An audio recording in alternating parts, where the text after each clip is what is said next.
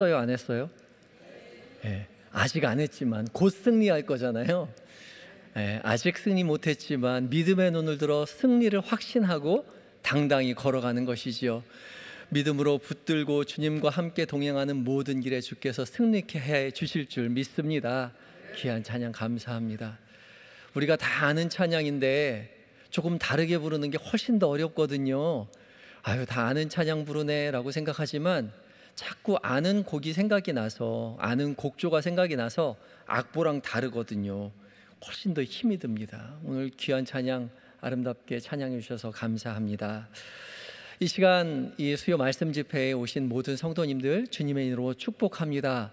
말씀 앞에 선 우리 모두에게 성령 하나님께서 거룩한 빛을 말씀 가운데 그리고 우리 마음 가운데 비춰주셔서 살아계신 하나님의 음성으로 듣게 해주실 줄 믿습니다. 하나님께서 하시는 일입니다.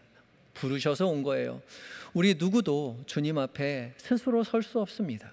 우리 모두 내 발 가지고, 그렇죠? 내 돈 내 가지고 버스 타고 지하철 타고 또 차를 가지고 왔겠지만 그 모든 것이 주의 인도하심이 아니었다면 우리 모두는 이 자리에 설 수 없는 존재들입니다. 주께서 부르셔서 왔으니 주께서 하실 말씀이 있는 거죠. 주께서 나에게 뭐라 말씀하시나 귀를 기울이실 때 주께서 말씀하실 것입니다. 믿고 의지하여 말씀에 귀 기울이시는 여러분들 되시기 바랍니다. 오늘 본문 말씀은 이제 룻기 4장 마지막 장이죠. 말씀의 대단원이 이루어지는 장면입니다. 지난주에 전치상 목사님께서 마지막 장 기대하라고 그렇게 드라마를 기대하는 심정으로, 더 고대하는 심정으로 그렇게 나오라고 하셨는데 좀 기대하셨습니까? 예, 고대하셨어요? 예, 아멘이라고, 감사합니다. 아멘이라고 하긴 했는데 얼마나 고대하셨는지 제가 믿음이 없어서 다 잊어버렸을 것 같다는 생각이 들지만, 그러나 이 시간 제가 말씀드렸더니 전치상 목사님이 기대하라고 얘기했다는 것은 기억이 나는 것 같아요. 그죠? 말씀을 사모하고 기대하는 자에게 하나님께서 더 크게 역사하실 것입니다.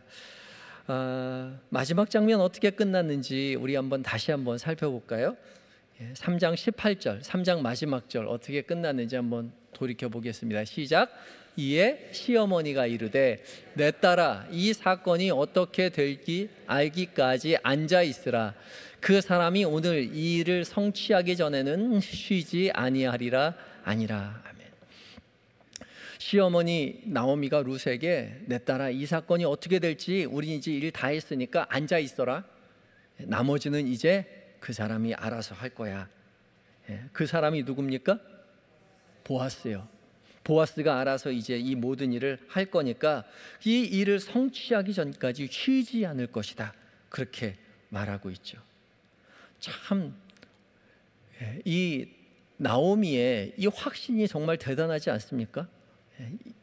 이 나오미가 보아스를 어떻게 안다고 쉬지 않을 거라고 생각해요. 그렇게 생각할 수 없잖아요. 근데 지금 이런 나오미의 태도는 마치 나오미가 하나님을 신뢰하고 있는 듯한 그런 모습을 보여주고 있다는 거죠. 그리고 이 나오미의 이런 하나님을 신뢰하고 있는 듯한 이런 태도에 화답이나 하듯이 지금 보아스는 부지런히 일을 진행시켜 가고 있죠.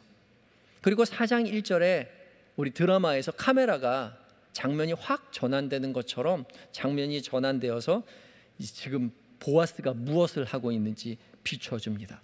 4장 1절 말씀 함께 읽겠습니다. 시작. 보아스가 성문으로 올라가서 거기 앉아 있더니 마침 보아스가 말하던 기업 물을 자가 지나가는지라. 보아스가 그에게 이르되 아무개여 이리로 와서 앉으라 하니 그가 와서 앉으매. 지금 보아스가 성문에 올라가서 앉아 있었다 그렇게 말하죠. 성문에 올라가서 앉아 있었다고요. 성문에 뭐하러 올라갔을까요? 왜 성문에 올라갔을까요? 성문은 많은 사람들이 드나드는 장소이기도 했고, 그래서 그곳에서 장사를 하기도 했고 회의를 하기도 했고 특별히 그곳에서 재판이 이루어졌습니다. 제가 여러분들을 위해서 사진 하나를 준비했는데 이스라엘 시대에 이게 지금 이스라엘 문이라는 곳입니다. 텔단이라고 하는데 이스라엘 북쪽에 있는 단 지파가 있었던 텔단에 그때 당시에 이스라엘의 성문을 발굴한 거죠. 발굴해서 성문이 저렇게 생긴 거예요. 지금 보면 생각보다 그렇게 화려해 보이지 않죠. 유적이기 때문에 그것이 다 있지 않습니다. 여러분이 보고 있는 것은 마당 같죠. 마당 같은데 저기가 어디냐면 성문 앞 광장입니다. 성문이 두 개로 돼 있어요. 성문이 바깥쪽 성문이 있고 안쪽 성문이 있고, 저기는 안쪽 성문과 바깥쪽 성문의 가운데인 성문 앞 광장입니다. 저기서 말씀을 읽고 저기서 재판을 했던 거죠. 여러분 눈에 보이실지 모르겠는데 이 그 마당 같은데 저쪽 안쪽에 벽 바로 밑에 조그맣게 단이 있어요. 혹시 보이시나요? 안 보이시는 분들을 위해서 확대해서 사진을 한 장 더 보여드리겠습니다. 다음 사진이요. 이렇게 돼 있어요. 여기가 왕의 자리입니다. 여기가 왕이 앉는 곳이에요. 왕이 어떻게 앉았을까? 좀 신기하죠? 의자라고 생각하기에는 왕이 두 단을 높여가지고 저기에 앉게 되는데 저기에 이제 의자를 놓고 앉겠죠? 그 다음 사진 보여주시겠어요? 이렇게 앉습니다. 이렇게. 지금 두 단 위에 저기에 이제 의자를 놓고 위에는 천막 같은 걸로 가려서 왕이 앉을 수 있도록 두고요. 왕 옆에 왕이 앉는 오른쪽으로요. 여러분들이 보기에 오른쪽이죠. 오른쪽에 조그맣게 다대밋돌 같이 옆으로 이렇게 길게 돌이 하나 있죠. 혹시 보이세요? 저기가 누구의 자리냐면 장로들의 자리입니다. 그러니까 저기가 왕은 저렇게 이제 높은 자리에 앉고 그 옆에가 장로들이 앉게 되는 거죠. 거기 나란히 쭉 10명이 앉는 거예요. 그 다음 사진 한번 보여주시겠어요? 이게 잘 안 보이겠다. 거기 가면 이 이스라엘 텔단에 가면 이렇게 왕이 어떻게 그 당시 성문에 앉아서 재판을 했는지를 보여주는 그런 그림으로 그려져 있습니다. 왕이 앉아 있고 그 옆에 장로가 앉아 있고 그 앞쪽으로 많은 사람들이 와서 왕에게서 재판을 받고 있는 것이죠. 우리가 생각하고 있는 성문하고는 조금 다르죠. 이것이 이제 이스라엘 유적으로 발굴이 된 건데 철기 시대입니다. 그러니까 제1 성전 시기, 그러니까 이스라엘 백성들이 성전이 회파되기 전에 그 성문의 모습을 발굴해낸 것입니다. 이제 그만 보여주셔도 되고요. 여러분 나중에 이제 우리 그 성지순례를 가게 되면 아마 이쪽도 가보게 될 텐데, 여기 이제 가까이 이제 지난주에 말씀드린 갈릴리가 아니라 이름이 생각이 안 나네.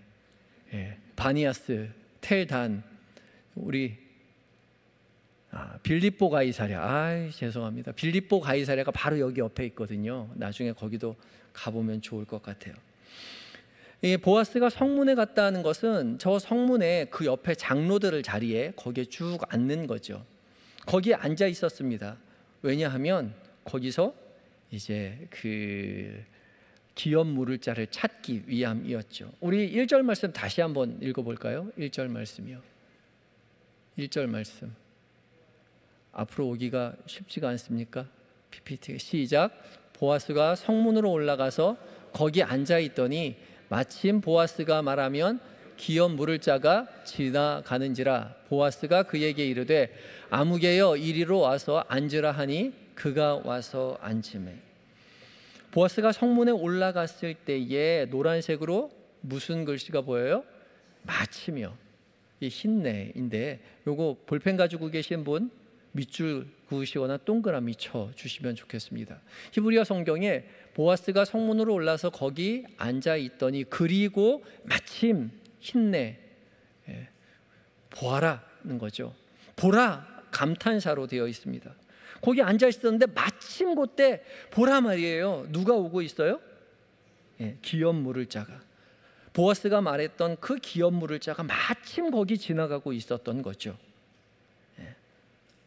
우연이라고 생각하겠지만 우리의 만남은 우연이 아니죠. 하나님의 일하심입니다. 하나님의 인도하심 속에서 지금 보아스가 기업 물을 자를 만나게 된 것이죠. 우리의 시선이 거기에 있어야 돼요. 하나님의 일하심이요. 세상 사람들은 우연이라고 말하지만 아니요, 세상에 우연은 없습니다. 하나님께서 일하고 계신 거예요. 그것을 신뢰할 때에 우리의 삶의 모든 것들이 하나님께서 우리를 위해서 베푸신 자리라는 확신을 갖게 되는 것이죠. 그리하여서 환난을 이겨내고 또 고난 가운데 당당히 믿음의 길을 걸어갈 수 있는 것이죠. 하나님께서 우리의 삶을 인도하고 계신다는 것입니다. 보아스는 이제 우연이 아니라 하나님의 일하심 속에서 마침 거기 기업 물을 자가 지나가는 것을 보았죠. 그리고 그에게 부릅니다. 아무개여 이리로 와서 앉으라. 그랬더니 그가 와서 앉아 있습니다. 이름을 적어놓지 않았어요. 그냥 아무개입니다. 그리고 성문에 다른 장로들 10명을 청하여 성문에 앉히고 재판을 진행하게 되죠. 너무 뜬금없지만 아무런 그 설명이 없습니다.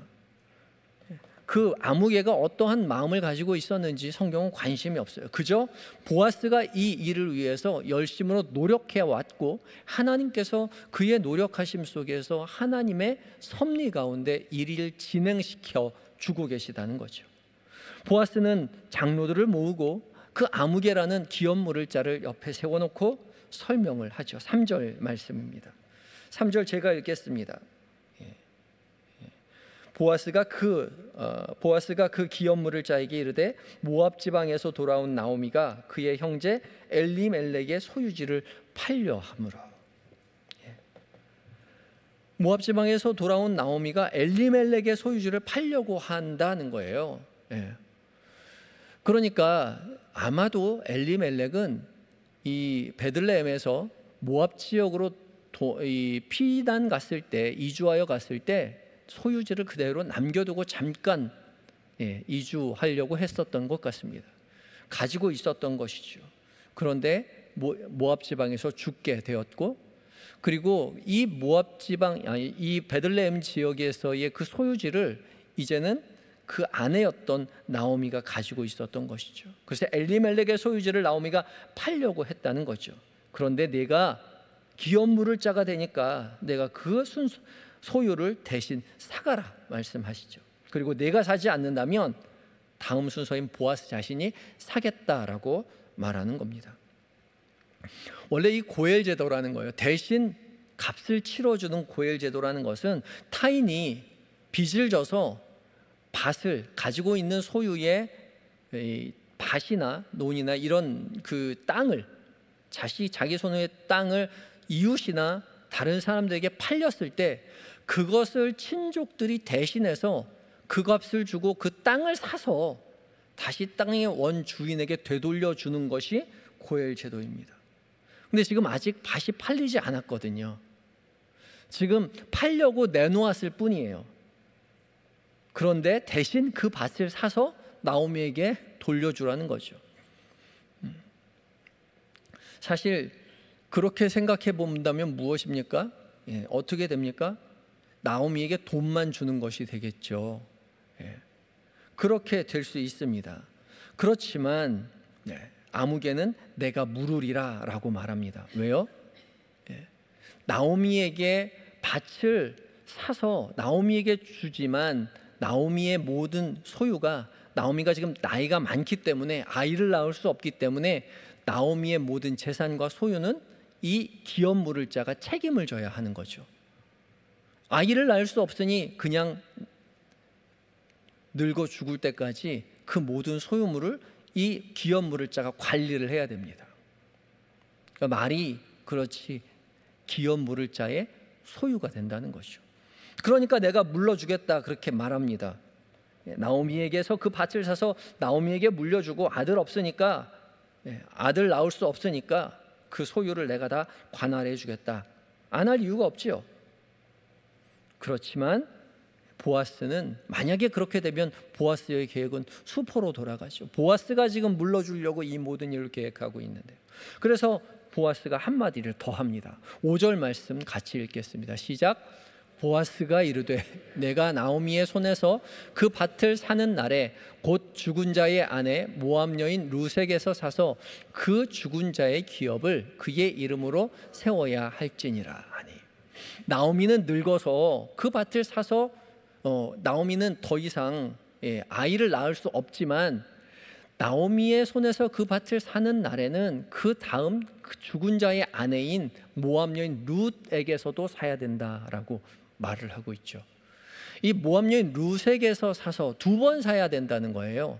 나오미에게도 사야 되고 룻에게도 사야 된다는 거죠. 좀 이해하기 어려운 번역상의 난해한 그런 문장이기도 합니다. 그래서 학자들은 뒤에 있는 나오미에게서 룻에게서 사서의 룻에게서라는 이 전치사구를 다르게 번역을 하려고 합니다. 어떻게 번역을 하냐면 목적격 조사로 번역을 해요. 어떻게 하냐면 룻을 사서 그렇게 합니다. 그러니까 나오미에게서 밭을 사고 룻을 또한 산다는 거죠. 이 산다라는 단어에 이 카나는 노예로 팔린 사람을 속량할 때 쓰는 단어이기 때문에 내가 나오미의 밭을 산다면 나오미에게 딸린 이 룻까지도 속량해야 된다라고 번역하는 거죠. 그래서 새번역 성경에는 3장 5절을 이렇게 번역하고 있습니다. 함께 읽어볼까요? 시작. 보아스가 다시 말하였다.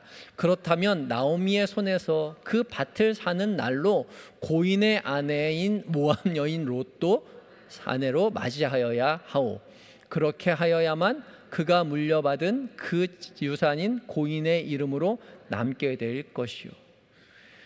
나오미의 손에서 그 밭을 사는 날로 고인의 아내인 모압 여인 룻도 아내로 맞아들여야 한다는 거죠. 룻을 아내로 맞아들여야 한다는 것입니다. 그래서 아직 룻은 나이가 어리기 때문에 룻과 동침하여서 아들을 낳아주고, 그래서 엘리멜렉의 집안의 대가 이어져 가도록 해야 한다는 것이죠. 그러면 이 나오미의 재산을 관리해 주겠다는 그것은 수포로 돌아가게 되죠. 그렇게 할 하등의 이유가 없습니다. 그래서 아무개는 무르지 못하겠노라 대답하죠. 손에 날 게 뻔하니까요. 그래서 신을 벗어서 보아스에게 나누어 되돌려 주게 되죠. 7절 말씀입니다. 이어지는 7절 말씀 함께 읽겠습니다. 8절까지 시작. 옛적 이스라엘 중에는 모든 것을 무르거나 교환하는 일에 확정하기 위하여 사람이 그의 신을 벗어 그의 이웃에게 주더니 이것이 이스라엘 중에 증명하는 전례가 된지라. 이에 그 기업 물을 자가 보아스에게 이르되 내가 너를 위하여 사라 하고 그의 신을 벗는지라. 옛적 이스라엘 중에 모든 것을 무르거나 교환하는 일을 확정하기 위해서 증명하는 일로 무엇을 한다고요? 신을 벗어준다고요. 좀 특이한 그런 전통이죠. 그런 일이 있다는 거죠. 그래서 이 기업 물을 자가 보아스에게 신을 벗어서 주었다는 겁니다. 신명기 25장 5절부터 9절까지의 말씀에 이와 비슷한 말이 나오는데요. 계대 결혼법 제도에 관한 말입니다. 형제가 지난번에 제가 말씀 전할 때 함께 조금 자세하게 설명을 했는데, 형제가 함께 살 때 형제 중에 누가 죽으면 다른 형제 중에서 그 형수에게로 들어가서 동침하여 아들을 낳아서 그 형의 집안이 대가 끊어지지 않도록 도와주어야 한다는 거죠. 가문을 대신 이어주어야 한다는 것입니다. 그런데 만일 남편의 형제가 대있기를 거부하면 남편의 죽은 아내가 이제 이 형제에게 가서 신발을 벗기고 얼굴에 침을 뱉으라고 그렇게 말합니다. 신명기 25장 9절 말씀입니다. 신명기 25장 9절 말씀. 신명기 25장 9절 말씀입니다. 시작. 그의 형제의 아내가 장로들 앞에서 그에게 나아가서 그의 발에서 신을 벗기고 그의 얼굴에 침을 뱉으며 이르기를 그의 형제의 집을 세우기를 즐겨 아니하는 자에게는 이같이 할 것이니라 하고, 룻기 4장 9절이 아니라 신명기 25장 9절 말씀이에요. 그냥 신을 벗기는 것뿐만 아니라 얼굴에 침을 뱉으라고 말을 하죠. 그러니까 굉장히 이 일이 창피스러운 일이었다는 거죠. 당연히 친족이라면, 형제라면 형제의 대가 끊어지지 않기 위해서 열심을 다해야 되는, 최대한의 노력을 해야 하는데, 자기 이익을 반하는 행동이라고 해서 그것을 거부한다면 신을 벗길 뿐만 아니라 얼굴에 침을 뱉으라고 말하는 거죠. 근데 이 아무개라는 사람은 신을 벗어 주었죠. 기꺼이 창피당하는 것을 선택한 거죠. 결정했습니다. 원래 나오미가 나서서 신을 벗기고 얼굴에 침을 뱉어야 하지만, 지금 이 자리에 지금 나오미는 있지 않기 때문에 스스로 신을 벗고 이 보아스에게 내가 물르라라고 말을 하죠. 가원 물려주는 것을 이 아무개는 포기합니다. 그래서 법적인 절차가 모두 끝이 나죠. 보아스는 나오미와 룻의 모든 기업을 이어주기 위해서 법적 절차를 해결했던 거죠. 사실 이 일은 보아스에게도 굉장히 손해나는 일이었습니다. 자기의 재산으로 나오미의 밭을 사야만 했고, 또 나오미 대신 그 기업을 이어주기 위해서 룻에게 들어가서 나오미와 룻의 대를 이어주어야만 했던 것이죠. 보아스에게는 아무런 소득이 없었습니다. 그러나 보아스는 적극적으로 이 모든 일을 해결해 나가는 거죠. 대충 하는 것도 아니고 율법을 고려해서 철저하게 이 문제를 해결하고 있습니다. 보아스가 선을 행하는 일이니까, 좋은 일이니까, 동기가 중요하니까 대충 그렇게 하지 않았습니다. 오히려 선을 행하는 일이야말로 더욱 원칙과 절차를 중요하게 지켜야 하는 것이죠. 그래서 이 법적인 문제를 확실하게 해놓고 이 룻과 나오미를 구제하기 위해서 이 보아스는 모든 일을, 법적인 문제를 다 해결하는 것이죠. 원칙과 절차가 제대로 지켜지지 않는다면 오히려 선함이 오해를 받기 쉽죠. 사단의 게임에 빠져들 수 있습니다. 선한 의도가 오해받게 마련인 거죠. 그러면 자칫 모든 계획이 선한 의도가 수포로 돌아갈 수 있는 거죠. 보아스가 예수님을 상징한다고 했지 않습니까? 예수님께서 우리를 구원하려 이 땅 가운데 오셨습니다. 하나님께서, 사랑의 하나님께서 우리를 창조하시고 하나님께서 모든 것을 다스릴 능력이 있으시다면 죄 많은 우리를 말로도 용서하실 수 있지 않아요. 모든 것을 창조하신 하나님, 모든 권한이 있으신 하나님께서 내가 너희가 범죄하였지만 내가 너희를 용서하겠다, 말 한마디면 사면할 수 있어요. 근데 하나님 그렇게 하시지 않으셨다는 거죠. 친히 자신의 아들을 이 땅 가운데 오게 하셔서 우리 대신 모든 죄를 짊어지시고 십자가에 달려 죽게 하셨습니다. 죽은 척 하신 것이 아니라 완전히 죽게 하셨다는 거죠. 율법을 지키셨습니다.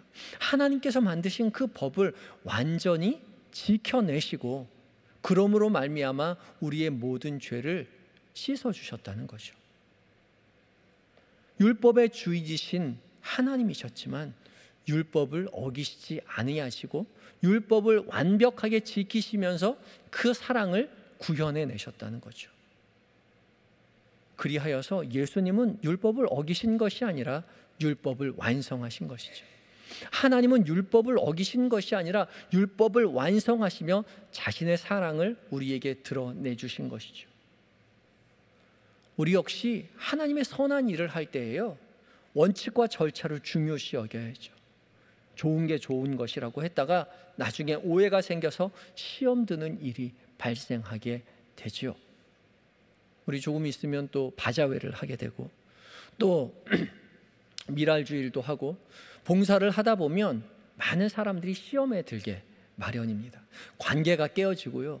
그런 의도를 가지지 않았는데 잘못 해석해서 관계가 깨어지고 교회를 떠나는 일들도 왕왕 있습니다.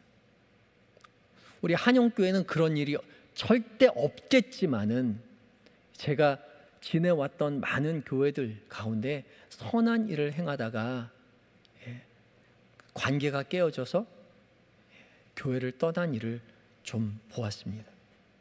선한 일일수록요, 더욱더 절차와 원칙을 중시 여겨야 하는 것이죠. 빌립보서 2장 13절과 14절 이렇게 말합니다. 함께 읽어볼까요? 시작. 너희 안에서 행하시는 이는 하나님이시니 자기의 기쁘신 뜻을 위하여 너희에게 소원을 두고 행하게 하시나니 모든 일에 원망과 시비가 없이 하라. 거기까지만 읽을게요. 어떻게 하라고요? 원망과 시비가 없이 하라고요. 하나님의 일을 하는데 원망과 시비가 따라온다는 거예요. 우리가 기도하면서 우리가 선한 일을, 하나님의 선하신 뜻을 베풀려고 하는데 당연히 원망과 시비가 없어야 할 것 같은데 원망과 시비가 있다는 것이죠. 이미 하나님께서 우리에게 알려주셨죠. 원망과 시비가 있을 수 있다고요. 하나님의 일을 하는데, 바자회를 준비하는데, 우리 전도회 그리고 우리 부서의 일을 하는데 원망과 시비가 있을 수 있다고 먼저 얘기하셨어요. 그러니까 우리가 바자회 하다가, 우리가 부서 일을 하다가 원망과 시비가 생기면 이상하다라고 생각하지 마시고 당연하네 라고 생각해야 돼요. 성경이 경고한 일이 지금 일어나고 있구나, 하나님께서 우리에게 미리 알려주신 것들이 일어나고 있구나, 거기에 걸려 넘어가는 것이 아니라 딛고 일어서야 된다는 것이죠. 하나님의 선한 일을 하면서 절대 원망과 시비가 없도록 조심해야 합니다. 더디 가더라도 바르게 가는 것이 중요하죠. 빠르게 가는 것이 중요하지 않습니다. 원칙과 절차를 지키며 원망과 시비가 일어나지 않도록 교회가 더욱 기도하며 신중히 하나님의 일을 수행해야 할 것입니다. 이제 보아스는 드디어 룻을 맞이하게 되죠. 아내로 맞이할 수 있습니다.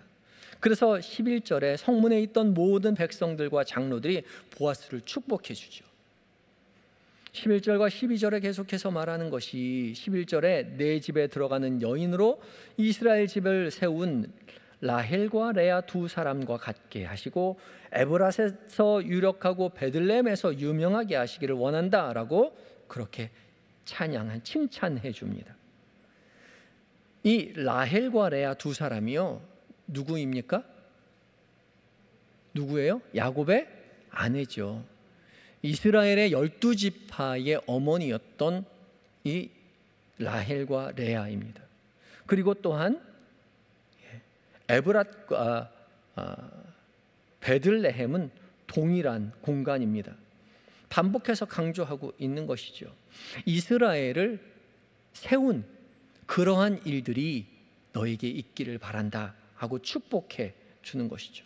그런데 보아스가 이 축복을 받았는데 현실로 보아스는 알지 못했지만 실제로 그런 일들이 있었죠. 보아스는 오벳을 낳고 오벳은 이새를 낳고 이새는 다윗을 낳았고 다윗은 예수 그리스도의 조상이 되죠.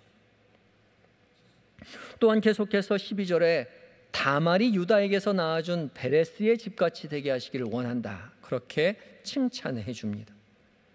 다말은 창세기 38장에 기록한 유다의 며느리죠.